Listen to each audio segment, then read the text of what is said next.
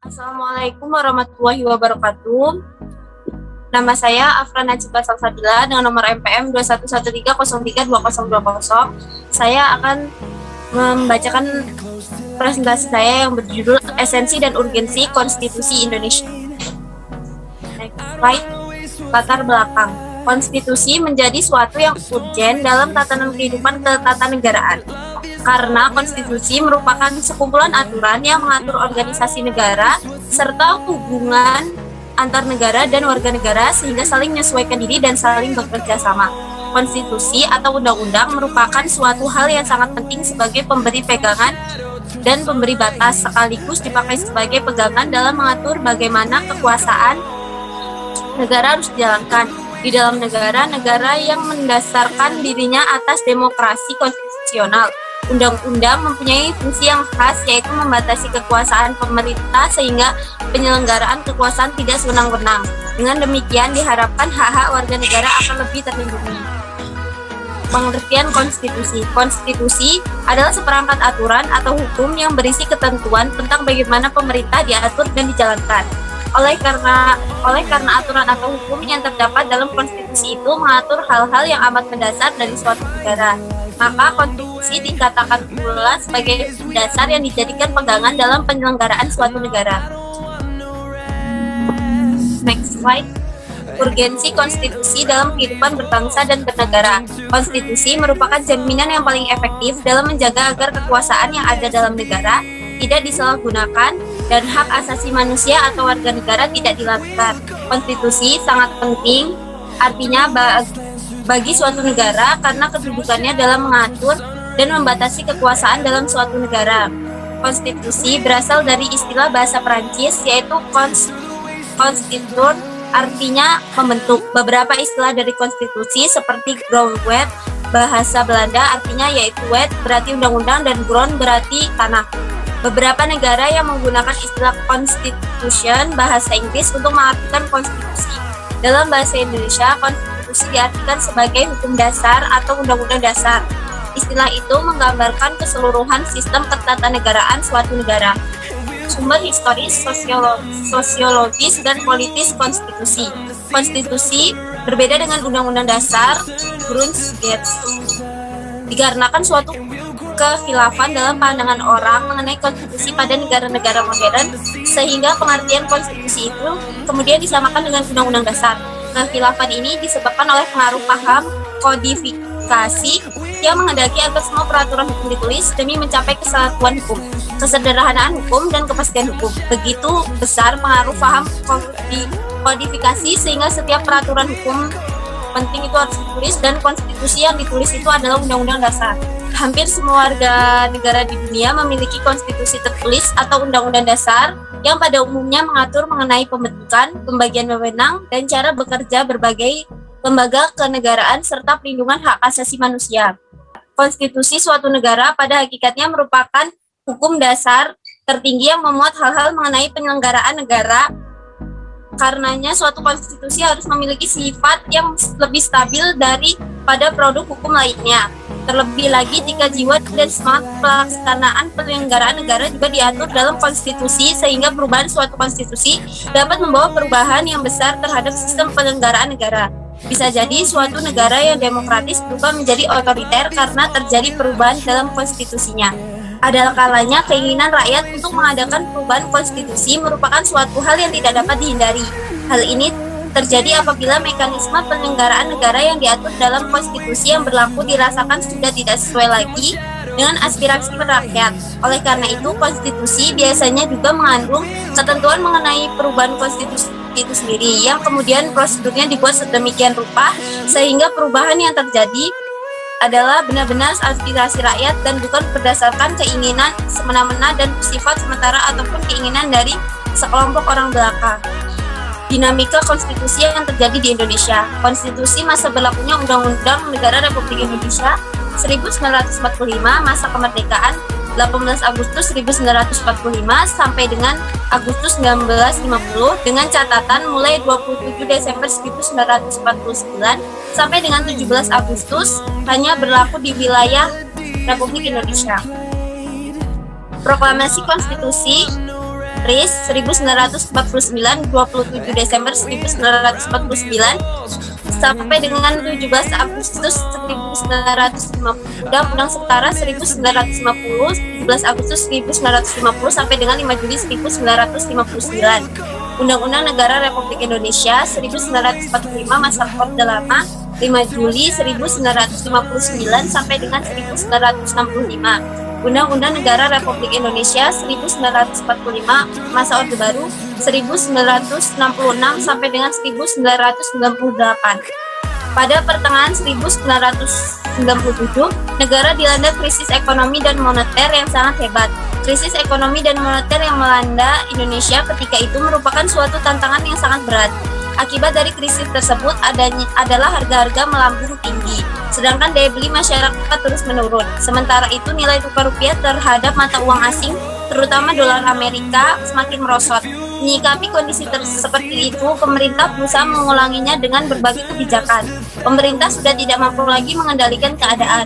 Maka pada 21 Mei 1998, Presiden Soeharto menyatakan berhenti dari jabatannya. Berhentinya Presiden Soeharto menjadi awal era reformasi di tanah air. Tuntutan reformasi itu adalah sebagai berikut.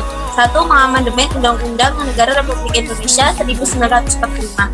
2. Menghapus doktrin dui fungsi Angkatan Bersenjata Republik Indonesia. 3. Menegakkan supremasi hukum, penghormatan hak asasi manusia, serta pemberantasan korupsi, kolusi, dan nepotisme. 3. Melakukan desentralisasi dan hubungan yang adil antara pusat dan daerah. 4. Mewujudkan kebebasan pers. 5. Mewujudkan kehidupan demokrasi. Contoh masalah esensi dan organisasi harmoni hak dan kewajiban warga negara dan negara. 1. Kerusuhan Tanjung Priok tanggal 12 September 1984. Dalam kasus ini 24 orang tewas, 36 orang luka berat, dan 19 orang luka ringan. Keputusan Majelis Hakim terhadap kasus ini menetapkan 14 terdakwa seluruhnya dinyatakan bebas. 2. Penyerbuan kantor pada Demokrasi Indonesia tanggal 27 Juli 1996. Dalam kasus ini 5 orang tewas, 149 orang luka-luka, dan 23 orang hilang. Keputusan Majelis Hakim terhadap kasus ini menetapkan 4 terdakwa dinyatakan bebas dan 1 orang terdakwa divonis 2 bulan 10 hari. Kesimpulan, tujuan dibuat konstitusi adalah untuk mengatur jalannya kekuasaan dengan jalan membatasinya melalui aturan untuk menghindari terjadinya kesewenangan yang dilakukan penguasa terhadap rakyat serta memberikan arahan kepada penguasa untuk mewujudkan tujuan negara. Sekian, terima kasih. Wassalamualaikum warahmatullahi wabarakatuh. Baik, terima kasih. Sebelumnya izin memperkenalkan diri. Nama saya Resti Apriani dengan NPM 21130324046 akan mempresentasikan tugas PKN saya tentang esensi dan urgensi harmonisasi hak dan kewajiban warga negara dan negara. Slide selanjutnya. Topik pembahasan kita kali ini yaitu yang pertama, pengertian hak dan kewajiban. Yang kedua, sumber historis, sosiologis, politik kewajiban, dan hak warga negara Indonesia. Yang ketiga, membangun argumen tentang dinamika dan tantangan harmoni kewajiban dan hak negara dan warga negara. Yang keempat, mendeskripsikan esensi dan urgensi harmoni kewajiban dan hak negara dan warga negara. Yang kelima, contoh kasus pelanggaran hak dan kewajiban. Dan yang keenam, solusi atas kasus pelanggaran hak dan kewajiban. Apa itu hak dan kewajiban? Hak warga negara adalah suatu kewenangan yang dimiliki oleh warga negara guna melakukan sesuatu sesuai peraturan perundang-undangan. Sedangkan kewajiban warga negara adalah suatu keharusan yang tidak boleh ditinggalkan oleh warga negara dalam kehidupan bermasyarakat, berbangsa, dan bernegara. Sumber historis, sosiologis, politik, kewajiban, dan hak warga negara Indonesia. Secara historis, perjuangan menegakkan HAM terjadi di dunia barat atau Eropa, filsuf Inggris John Locke pada abad ke-17 pertama kali yang merumuskan hak alamiah atau natural rights, yaitu hak atas hidup, hak kebebasan, dan hak milik. Kemudian, perkembangan selanjutnya ditandai adanya 3 peristiwa penting di dunia barat, yaitu Magna Carta 1215, Revolusi Amerika 1276, dan Revolusi Prancis 1789. Secara sosiologis, sumber sosiologis hak dan kewajiban negara terjadi dari berbagai gejolak dalam masyarakat. Pertama, tumbangnya struktur kekuasaan atau oktorasi yang dimainkan rezim Orde Baru ternyata bukan demokrasi yang diperoleh, melainkan oligarki. Kedua, munculnya kebencian sosial budaya terselubung atau sosial kultur amunisti terjadi pasca runtuhnya rezim Orde Baru. Sumber politik, adanya kewajiban dan hak warga negara warga Indonesia dimulai dari proses dan hasil perubahan Undang-Undang Negara Republik Indonesia 1945 yang terjadi pada era reformasi. Tuntutan perubahan Undang-Undang Negara Republik Indonesia 1945 merupakan suatu terobosan yang sangat besar karena pada era sebelumnya tidak dikehendaki adanya perubahan tersebut. MPR hasil pemilu 1999 sesuai dengan kewenangannya yang diatur dalam pasal 3 dan pasal 37 Undang-Undang Negara Republik Indonesia 1945 melakukan perubahan secara bertahap dan sistematis dalam 4 kali perubahan aturan dasar yang baru, termasuk tentang hak dan kewajiban asasi manusia yang diatur dalam pasal 28A sampai dengan 28J. Membangun argumen tentang dinamika dan tantangan harmoni kewajiban dan hak negara dan warga negara. Aturan dasar Ihwal Pendidikan dan Kebudayaan serta Ilmu Pengetahuan dan Teknologi, Aturan dasar Ihwal Perekonomian Nasional dan Kesejahteraan Sosial, Aturan dasar Ihwal Usaha Pertahanan dan Keamanan Negara, serta Aturan dasar Ihwal Hak dan Kewajiban Asasi Manusia. Mendeskripsikan esensi dan urgensi harmoni kewajiban dan hak negara dan warga negara. Yang pertama, agama. Yang kedua, pendidikan dan kebudayaan. Yang ketiga, perekonomian nasional dan kesejahteraan rakyat. Yang keempat, pertahanan dan keamanan. Contoh kasus, tak bayar pajak hingga 2,6 M, 2 orang korporasi di Bekasi jadi tersangka. Bandung, 2 orang dan 1 korporasi di Kabupaten Bekasi ditetapkan sebagai tersangka atas dugaan kasus perpajakan. Mereka diduga tak membayar pajak selama setahun hingga menimbulkan kerugian negara sekitar 2,6 miliar. Kasus tersebut awalnya ditangani oleh Kanwil Direktorat Jenderal Pajak atau DJP Jawa Barat II bersama Koordinasi dan Pengawasan atau Korwas Polda Metro Jaya. 3 orang tersangka terdiri dari 2 orang yakni YSM, AIW, dan 1 korporasi PTGF. Mereka diduga tak membayar pajak selama 1 tahun di tahun 2018 lalu. Kasus itu sudah selesai diselidiki DJP Jabar II, sehingga tersangka dan barang bukti atau tahap 2 sudah dilimpahkan ke Kejaksaan Negeri Kejari Bekasi. Solusi dari kasus tersebut adalah rendahnya kesadaran masyarakat dalam membayar pajak dapat diatasi dengan memberikan edukasi atau pengertian yang mendalam kepada masyarakat bahwa pajak bukan sekedar beban yang terpaksa dibayarkan, tetapi pajak merupakan kewajiban yang harus dibayarkan kepada negara. Hal ini harus dilakukan secara kontinu atau terus-menerus agar kesadaran masyarakat meningkat. Selain itu, masyarakat harus tahu dan paham bahwa pajak yang dibayarkan akan diterima lagi oleh masyarakat dalam bentuk pembangunan sarana dan prasarana umum seperti jalan, jembatan, sekolah, dan rumah sakit atau puskesmas serta biaya pendidikan. Menurut undang-undang, ada 3 macam sanksi pidana terhadap wajib pajak yang melakukan pelanggaran, yaitu denda pidana, kurungan, dan penjara. Sanksi ini diberikan kepada wajib pajak yang melakukan pelanggaran berat sehingga menimbulkan kerugian negara dan dilakukan lebih dari sekali. Dan apa yang dilakukan pemerintah pada kasus tersebut tepat karena tersangka lalai dalam membayar pajak hingga miliaran rupiah. Sekian presentasi dari saya, terima kasih. Baik, saya Setika Putri dengan NPR 11303208. Di sini saya akan mempresentasikan hasil kerja saya, yaitu yang berjudul Esensi dan Urgensi Konstitusi Indonesia.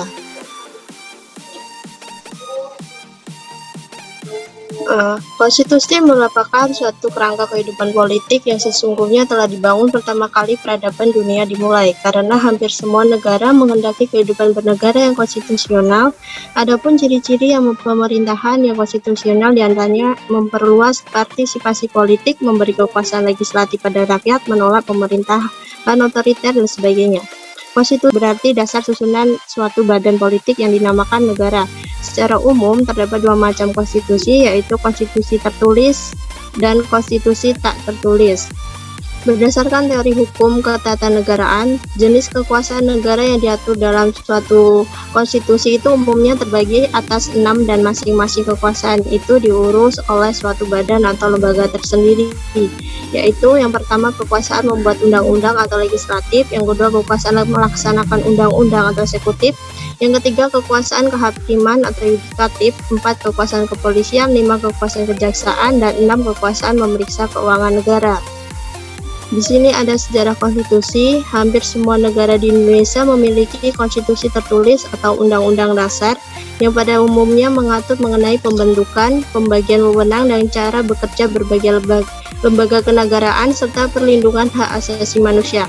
Negara yang dikategorikan sebagai negara yang tidak memiliki konstitusi tertulis adalah Inggris dan Kanada. Di kedua negara ini, aturan dasar terhadap semua lembaga-lembaga kenegaraan dan semua hak asasi manusia terdapat pada adat kebiasaan dan juga tersebar di berbagai dokumen. Baik dokumen yang relatif baru maupun yang sudah sangat tua seperti Magna Carta yang berasal dari tahun 1215 yang memuat jaminan hak asasi manusia rakyat Inggris. Karena ketentuan mengenai kenegaraan itu tersebar dalam berbagai dokumen atau hanya hidup dalam adat kebiasaan masyarakat, itulah maka Inggris masuk dalam kategori negara yang memiliki konstitusi tidak tertulis. Hampir pada semua konstitusi tertulis diatur mengenai pembagian kekuasaan berdasarkan jenis-jenis kekuasaan, dan kemudian berdasarkan jenis kekuasaan itu dibentuklah lembaga-lembaga negara.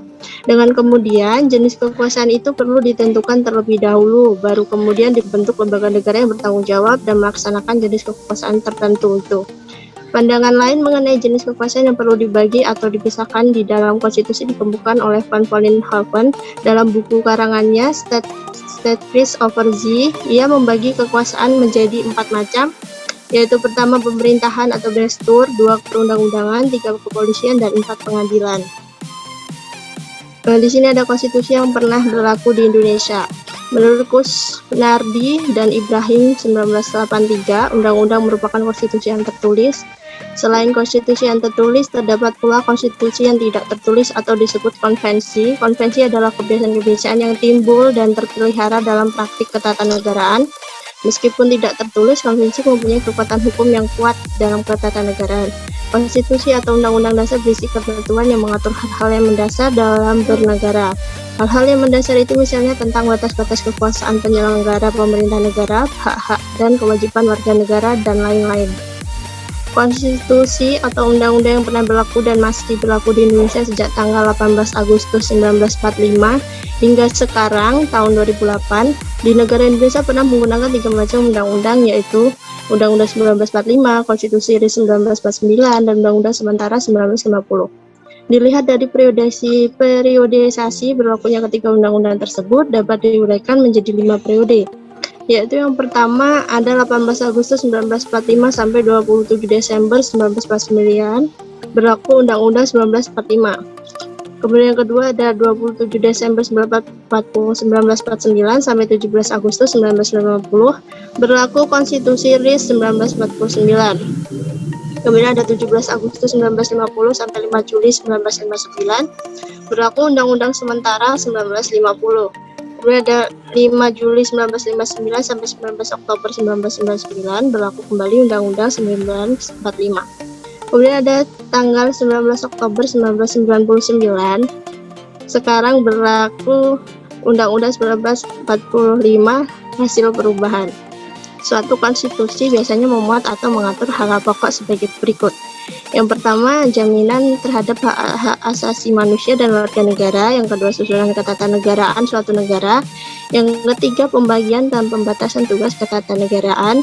Ini menurut Sri Sumantri 1987. Baik, di sini saya mengambil kasus suap hakim jakartakompas.com tanggal 21 Januari 2022. Mahkamah Agung atau MA memutuskan pemberhentian sementara hakim di Pengadilan Negeri Surabaya, Itong Isnaini Hidayat, yang ditetapkan sebagai tersangka dalam kasus dugaan suap jual beli perkara oleh KPK. Selain Hakim Itong, MA juga memberhentikan sementara panitera pengganti di PN Surabaya bernama Hamdan yang juga menjadi tersangka dalam kasus ini. Pemberhentian sementara dilakukan karena keduanya sudah ditetapkan sebagai tersangka. Lebih lanjut, MA menyatakan mendukung sepenuhnya langkah-langkah hukum yang dilakukan oleh KPK dalam kasus dugaan suap beli perkara di PN Surabaya ini. KPK melakukan operasi tangkap tangan terhadap Hakim Itong pada Rabu 19 Januari lalu. Adapun pihak yang diamankan pertama adalah Hamdan dan Hendro Kasyono di salah satu area parkir yang berada di kantor PN Surabaya.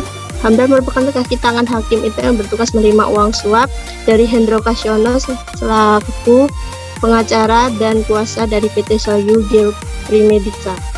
Dari kasus tersebut, solusi untuk kasus tersebut adalah menyuap atau suap atau korupsi adalah tindakan kriminal yang sangat berat. Terjadinya kasus suap tidak mungkin terjadi tanpa adanya penyebab hal tersebut. Menghindari kasus korupsi dimulai dari kecil, di mana hal tersebut sudah mulai ditanamkan dari diri seseorang, melatih kebiasaan agar tidak terjerumus dalam hal kasus korupsi sejak kecil. Kebiasaan ini tidak akan berat bila mana seorang anak akan diberitahu menghindari kebiasaan korupsi sejak kecil, maka tidak akan terjadi apabila pelarangan itu diucapkan dan dilakukan. Adapun isi salah satu pasal yang ada di dalam Undang-Undang KUHP Nomor 31 Tahun 1999 tentang hukuman yang layak diberikan kepada para koruptor. Dalam isi pasal tersebut dijelaskan bahwa pelaku korupsi atau koruptor akan diberikan sanksi berupa pidana penjara minimal 4 tahun, maksimal 20 tahun dengan denda minimal sebesar 200 juta dan maksimal 1 miliar. Bahkan yang lebih ekstrim lagi, para koruptor bisa mendapatkan pidana mati. Semua tergantung data-data pelapor dan mekanisme ketika para koruptor beraksi. Seharusnya para petinggi tersebut jerak akan korupsi dengan adanya hukuman yang sudah ditetapkan agar tidak mengulangi hal yang sama. Baik, terima kasih. Sekian dari presentasi dari saya. Baiklah, bismillahirrahmanirrahim. Assalamualaikum warahmatullahi wabarakatuh.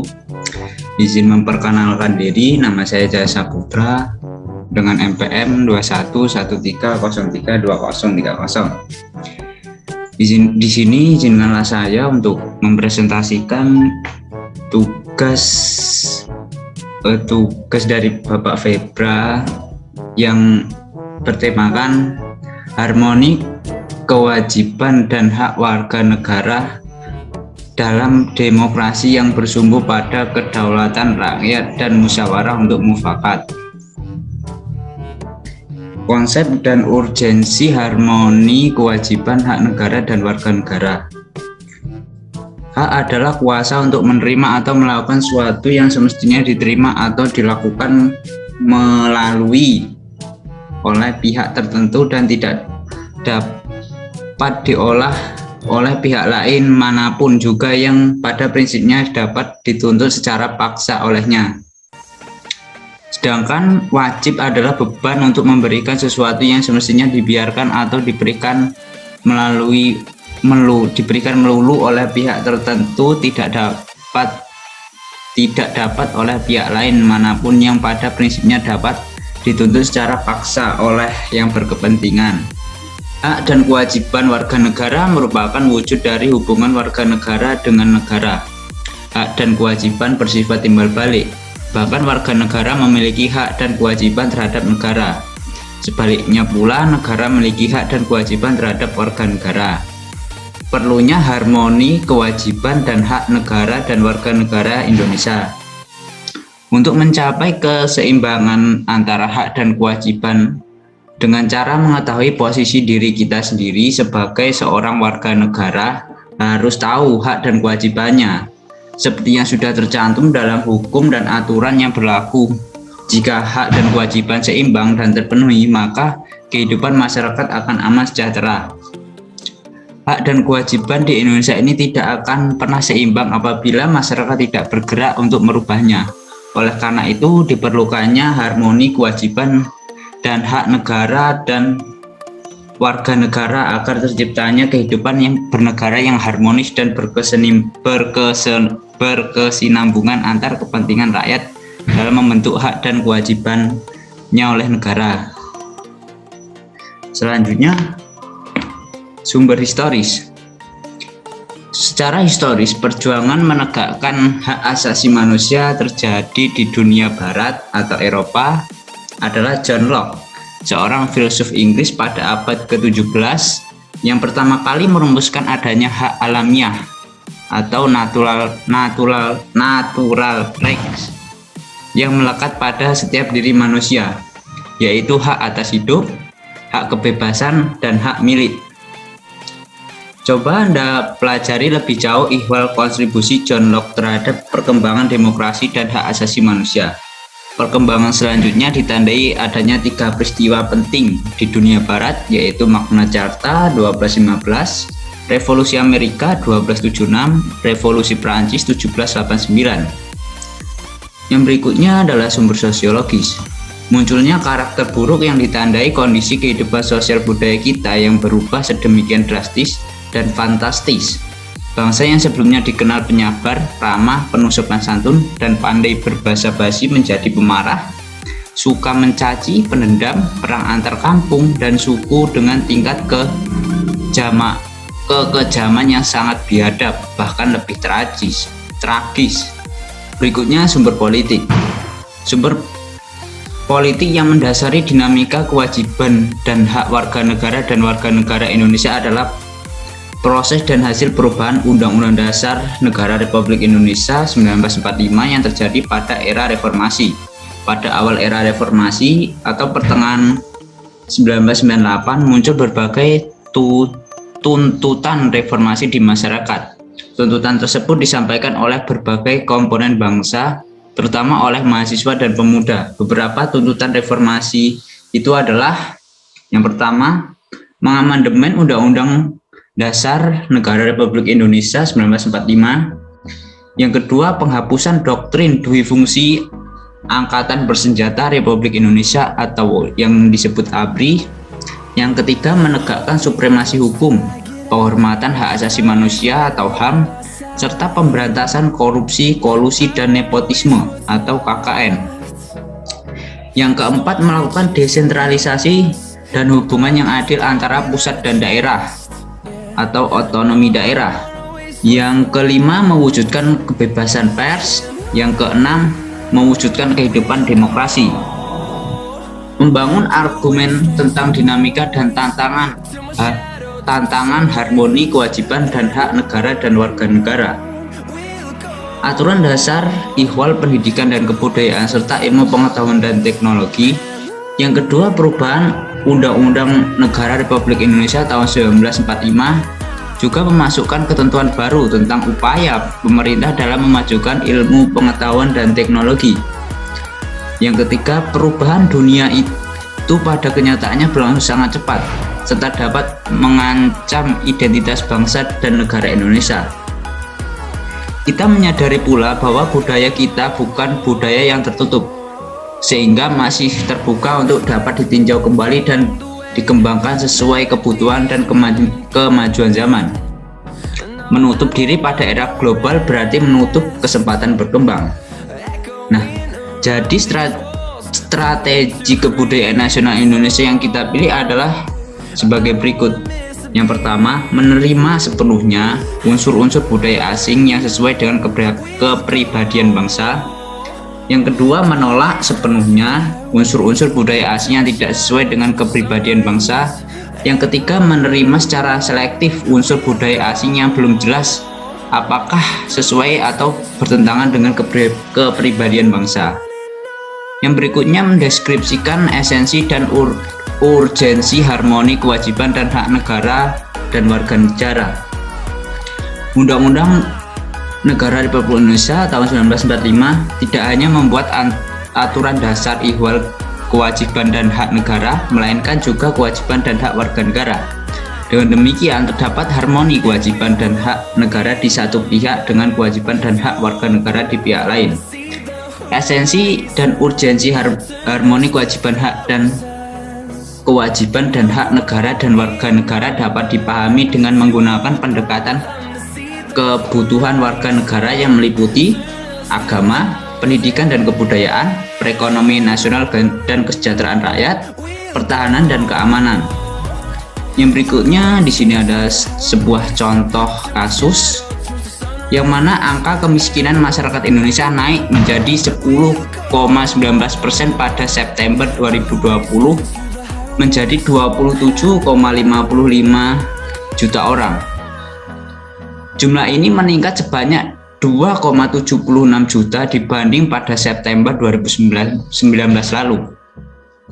Karena naiknya jumlah kemiskinan ini, hak untuk menerima penghidupan yang layak yang tercantum dalam Undang-Undang Dasar 1945 Pasal 27 Ayat 2 tidak terpenuhi. Namun, tidak bisa dipungkiri bahwa kenaikan jumlah ini disebabkan oleh banyak faktor. Tetapi faktor utamanya adalah akibat adanya pandemi COVID-19. Pemerintah pun telah mencoba membantu masyarakat untuk mendapatkan kehidupan yang layak dengan memberikan bantuan bansos dan bantuan langsung tunai atau BLT kepada masyarakat yang terdampak pandemi. Sayangnya, hak rakyat lagi-lagi direnggut dengan adanya kasus korupsi bansos oleh mantan Menteri Sosial Juliari Batubara. Korupsi ini pun nilainya tidak sedikit, berkisar hingga 17 miliar diraup oleh Juliari. Korupsi ini dilakukan dengan cara mengambil FEE dari tiap paket bansos yang seharusnya diberikan kepada masyarakat. Sangat miris jika kita memikirkan Menteri Sosial yang seharusnya memikirkan nasib rakyat, yang seharusnya memastikan rakyat sejahtera, malah memakan apa yang menjadi hak rakyat. Bahkan sejak awal Desember 2020 sampai tulisan ini dibuat 14 Juli 2021, kasus korupsi ini masih belum memiliki penyelesaian. Tapi kita tidak boleh hanya menuntut hak tanpa memenuhi kewajiban sebagai warga negara. Bagaimana praktik kewajiban warga negara di masa sekarang? Sayangnya praktiknya belum maksimal. Ada banyak kasus yang menunjukkan bagaimana warga negara mengingkari kewajibannya seperti tidak membayar pajak. Pada tahun 2020, jumlah wajib pajak yang membayar pajak hanya berjumlah 14,76 juta orang dari total 19,01 juta wajib pajak. Hal ini menandakan bahwa masih ada 5 juta wajib pajak yang tidak membayar pajaknya. Angka pembayaran pajak oleh wajib pajak ini menunjukkan masih banyaknya masyarakat yang tidak melakukan kewajibannya sebagai warga negara.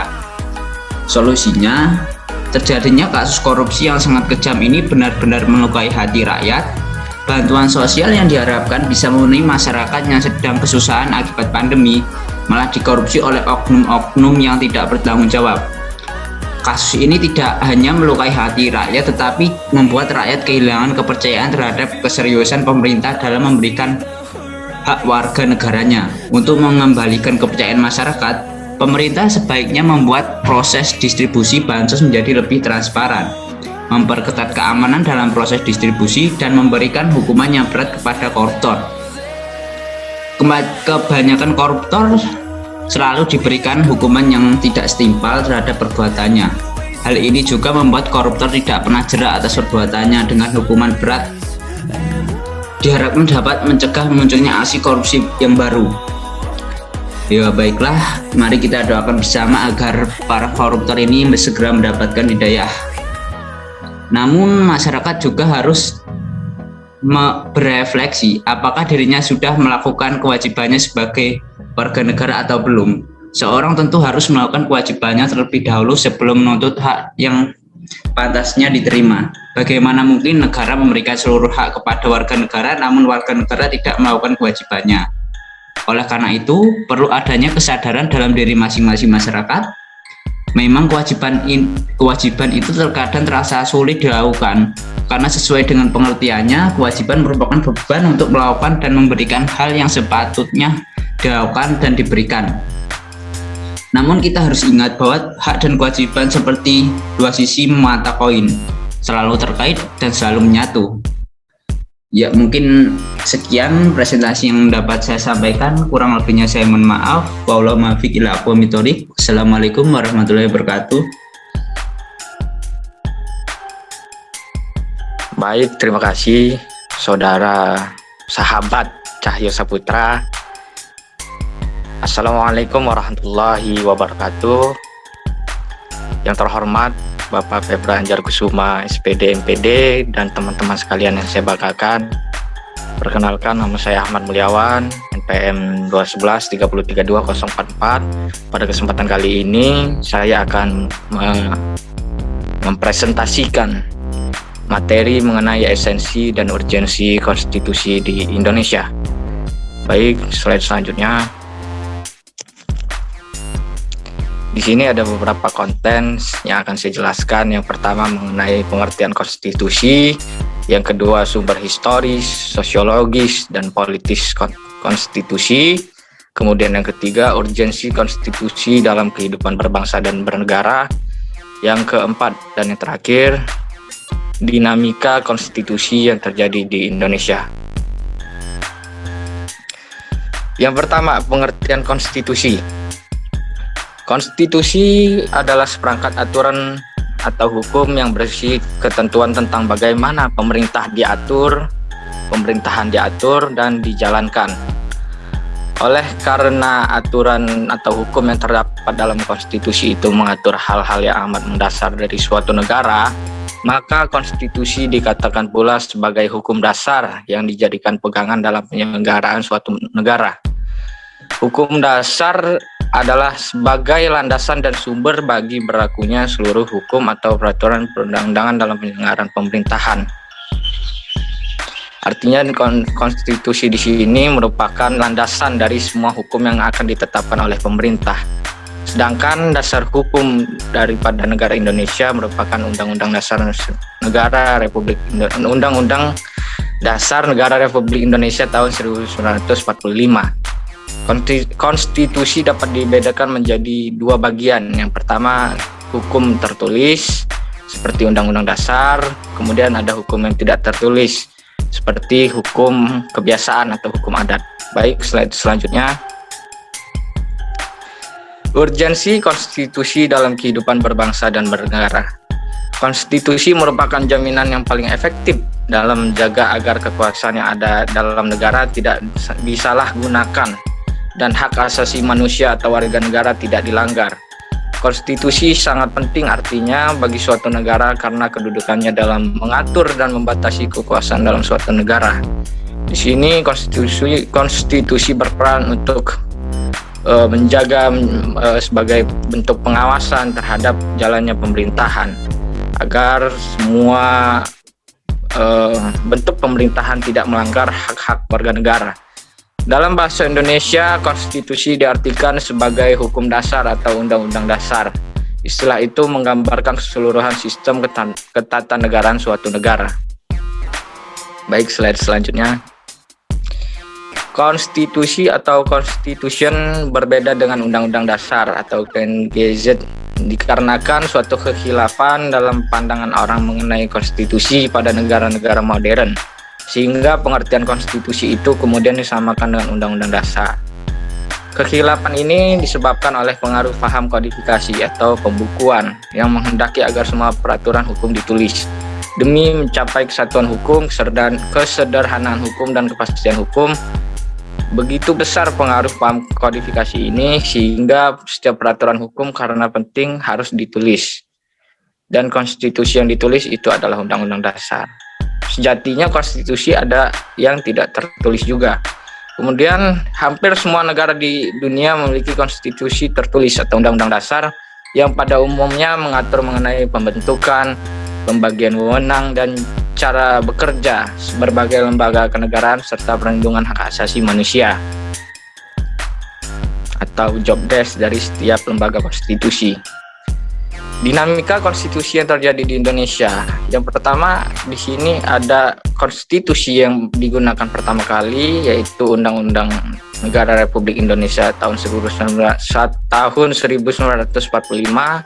pada awal atau masa kemerdekaan, yang berlaku pada tanggal 18 Agustus 1945 sampai dengan Agustus 1950, dengan catatan mulai 27 Desember 1949 sampai dengan 17 Agustus hanya berlaku di wilayah Republik Indonesia Proklamasi.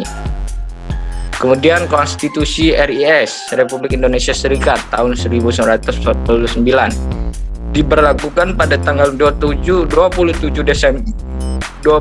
Desember 1949 sampai dengan 17 Agustus 1950.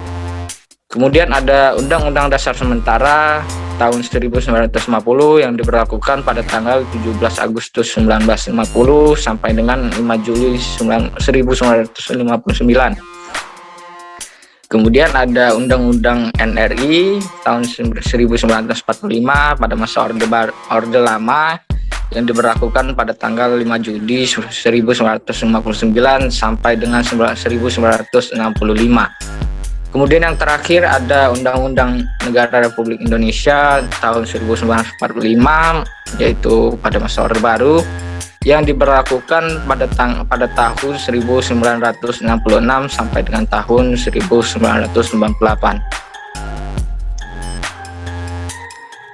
Pada pertengahan 1997, negara dilanda krisis ekonomi dan moneter yang sangat hebat. Krisis ekonomi dan moneter yang melanda Indonesia ketika itu merupakan suatu tantangan yang sangat berat. Akibat dari krisis tersebut adalah harga-harga melambung tinggi, sedangkan daya beli masyarakat terus menurun. Sementara itu nilai tukar rupiah terhadap mata uang asing, terutama dolar Amerika, semakin merosot. Menyikapi kondisi seperti itu, pemerintah berusaha menanggulanginya dengan berbagai kebijakan. Pemerintah dalam upaya menanggulangi krisis moneter dianggap tidak mampu untuk mengendalikan keadaan. Maka pada tanggal 21 Mei 1998, Presiden Soeharto menyatakan berhenti dari jabatannya. Berhentinya Presiden Soeharto menjadi awal era reformasi di tanah air. Slide selanjutnya. Tuntutan reformasi itu adalah sebagai berikut. Yang pertama, mengamandemen Undang-Undang Negara Republik Indonesia 1945. Kemudian yang kedua, menghapuskan doktrin Dwi Fungsi Angkatan Bersenjata Republik Indonesia. Dwi Fungsi ABRI merupakan dua tugas pokok ganda yang dibebankan kepada ABRI, Angkatan Bersenjata Indonesia, yaitu untuk menjaga kedaulatan tanah air dan untuk mengatur ketatanegaraan yang ada. Kemudian menegakkan supremasi hukum, penghormatan hak asasi manusia atau HAM, serta pemberantasan korupsi, kolusi, dan nepotisme (KKN).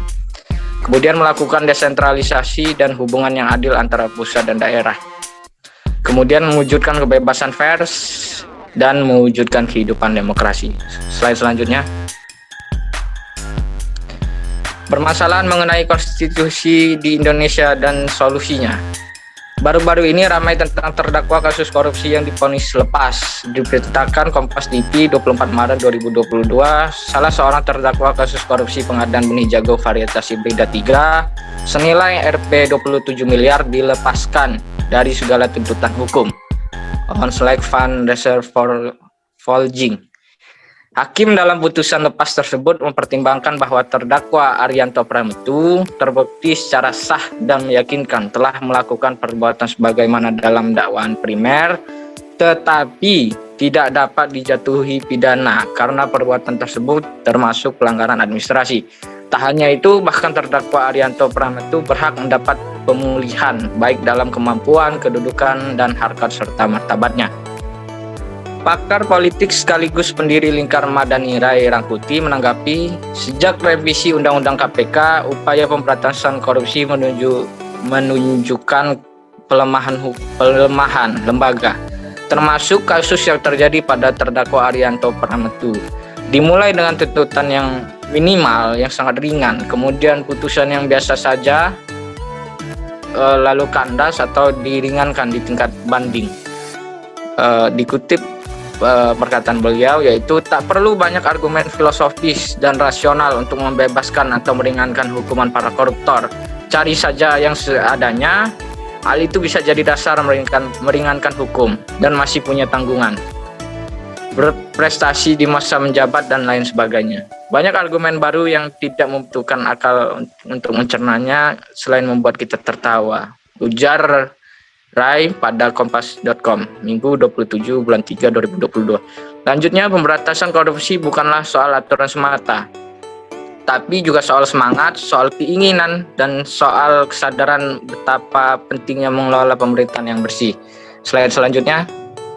Nah, di sini saya akan mencoba memberikan solusi terkait permasalahan korupsi yang sedang terjadi, yaitu salah satu upaya yang dapat kita lakukan, dapat dilakukan oleh kita semua untuk mencegah korupsi terjadi adalah dengan membangun sistem pengelolaan keuangan negara yang baik dan integritas aparatur. Hal itu dilakukan Kementerian Keuangan sebagai pengelola keuangan negara yang harus berperan aktif dalam kegiatan pencegahan korupsi demi membangun kesadaran masyarakat terhadap budaya anti korupsi. Khususnya di lingkungan Kementerian Keuangan, pengelolaan keuangan yang prudence dan berintegritas diharapkan dapat meningkatkan pencegahan rasuah di pemerintahan. Demikian presentasi yang dapat saya sampaikan. Kurang lebihnya saya mohon maaf, kepada Allah saya mohon ampun. Saya akhiri, wallahul muwaffiq ila aqwamit thoriq. Wassalamualaikum warahmatullahi wabarakatuh. Baik, terima kasih. Saya Maria Florentina Sute dengan NPM 21130 32042. Di sini saya mengambil tema dengan nama harmonisasi hak dan kewajiban warga negara dan negara. Topik pembahasannya ada pengertian warga negara, pengertian hak dan kewajiban, substansi hak dan kewajiban warga negara dalam Pancasila, hak kewajiban warga negara dalam Undang-Undang 1945, kewajiban dasar warga negara, contoh kasus beserta solusi. Warga negara adalah penduduk yang sepenuhnya dapat diatur oleh pemerintah negara tersebut dan mengakui pemerintahannya sendiri.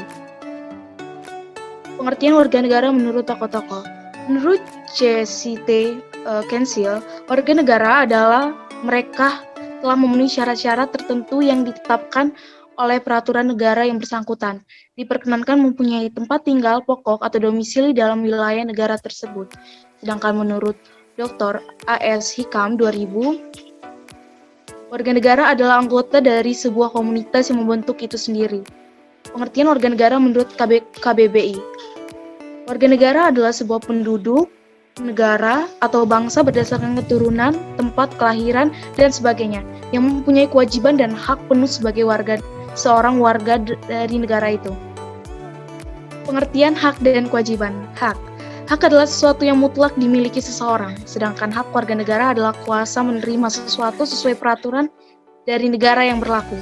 Menurut Profesor Dr. Notonegoro, hak adalah kuasa untuk menerima atau melakukan sesuatu yang semestinya diterima atau dilakukan melulu oleh pihak tertentu dan tidak dapat oleh pihak lain manapun juga yang ada prinsipnya dapat dituntut secara paksa olehnya.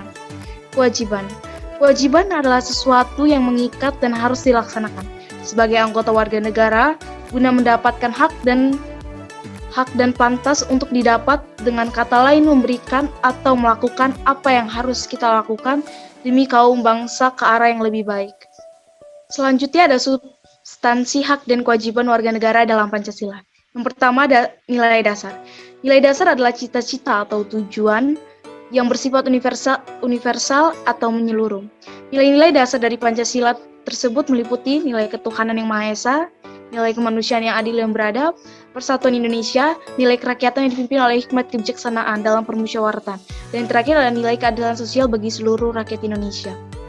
Selanjutnya ada nilai instrumental. Nilai instrumental berarti nilai-nilai turunan dari nilai dasar yang dalam berbagai ketentuan konstitusional, baik Undang-Undang Negara Republik Indonesia tahun 1945, Undang-Undang, Peraturan Pemerintah, Keputusan Presiden maupun Peraturan Daerah. Yang terakhir adalah nilai praktis. Nilai praktis adalah nilai yang berguna dalam kehidupan sehari-hari. Begitu nilai praktis dari Pancasila selalu berubah-ubah seiring dengan perkembangan zaman dan juga perkembangan dari nilai instrumental yang menjadi dasarnya. Hak dan kewajiban warga negara dalam undang-undang. Ada beberapa pasal, yaitu yang pertama pasal 26 tentang mengatur warga negara, pasal 27 ayat 1 tentang persamaan kedudukan dalam hukum dan pemerintahan. Ada pasal 27 ayat 2 tentang pekerjaan dan penghidupan layak. Pasal 27 ada ayat 3 ada upaya bela negara. Pasal 28 hak berserikat, berkumpul dan berpendapat. Hak pasal 27 kebebasan beragama. Pasal 30 ada hak dan kewajiban dalam pertahanan dan keamanan. Pasal ke-31 ayat 1 ada hak pendidikan. Ayat 2 wajib pendidikan dasar. Pasal ke-33 tentang hak berbudaya. Pasal 33 hak tentang jaminan perekonomian, dan pasal 34 yaitu tentang kesejahteraan sosial. Kewajiban dasar warga negara. Yang pertama, menjunjung tinggi nilai-nilai kemanusiaan dan keadilan. Pembukaan Undang-Undang Dasar 1945 alinea pertama.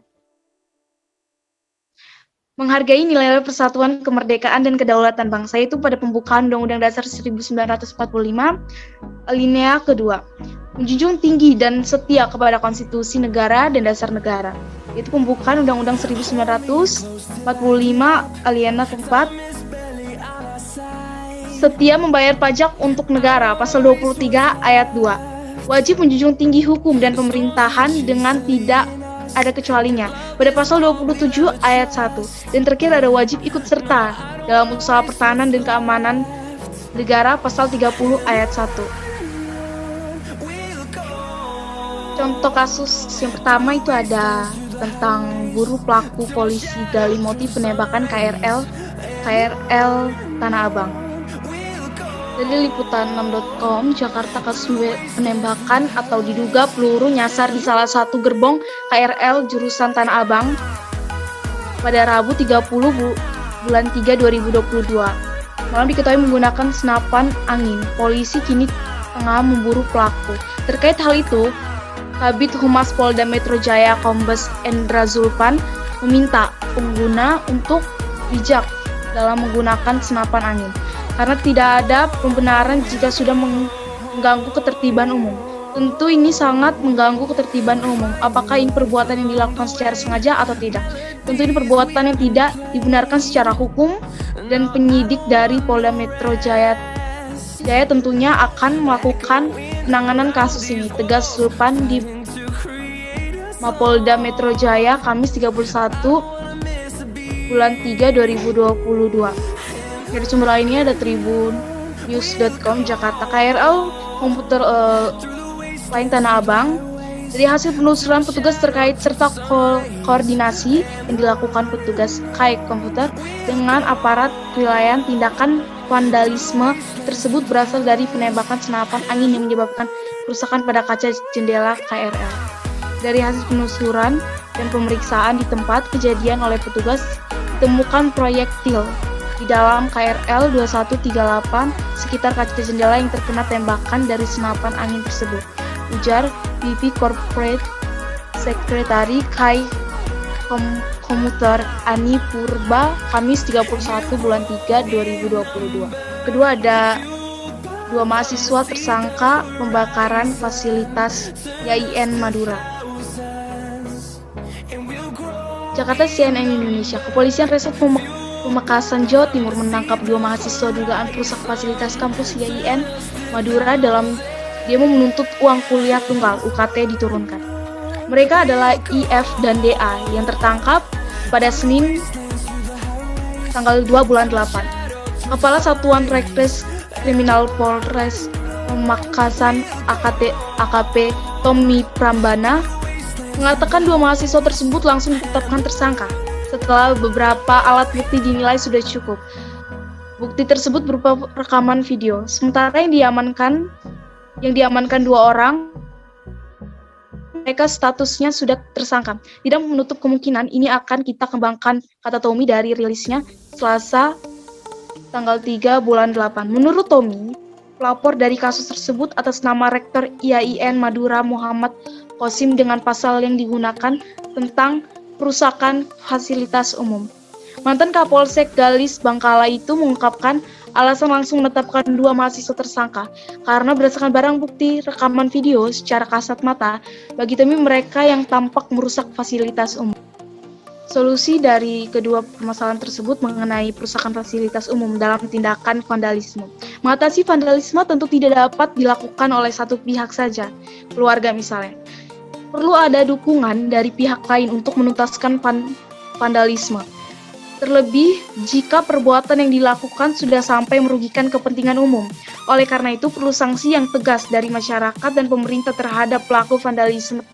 Vandalisme perlu ditegakkan agar menimbulkan efek jerah. Mengingat dampak yang cukup serius bagi generasi muda, termasuk juga lingkungan, penting untuk berusaha mengatasinya.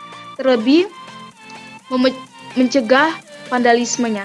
Di sini peran keluarga bisa menjadi cara pertama yang dapat dilakukan. Kenalkan remaja menjadi suatu proses pendewasaan dari pendewasaan diri bagi remaja. Orang tua dan keluarga hendaknya mulai menjadi rumah bagi remaja atas segala keamagan yang mereka alami, agar mereka terhindar dari pergaulan yang salah dan perilaku menyimpang. Komunikasi antara anak dan orang tua harus terbangun dengan baik agar remaja atau generasi muda tidak mencari pelarian lain. Kesimpulan, harmonisasi hak dan kewajiban diperlukan dalam kehidupan berbangsa dan bernegara. Karena hak dan kewajiban merupakan wujud dari hubungan warga negara dengan negara, yang sifatnya timbal balik yang tidak dapat dipisahkan. Dengan menyadari hal ini, maka akan terjadi saling menghargai hak orang lain dan menyadari kewajiban kita sebagai warga negara, sehingga terciptanya suasana ketentraman dalam berwarga negara. Aturan hak dan kewajiban warga negara Indonesia juga diatur di dalam Undang-Undang Negara Republik Indonesia 1945 dari pasal 27 sampai pasal 34. Sekian presentasi dari saya. Jika ada tutur kata yang salah atau kekurangan, saya minta maaf. Terima kasih.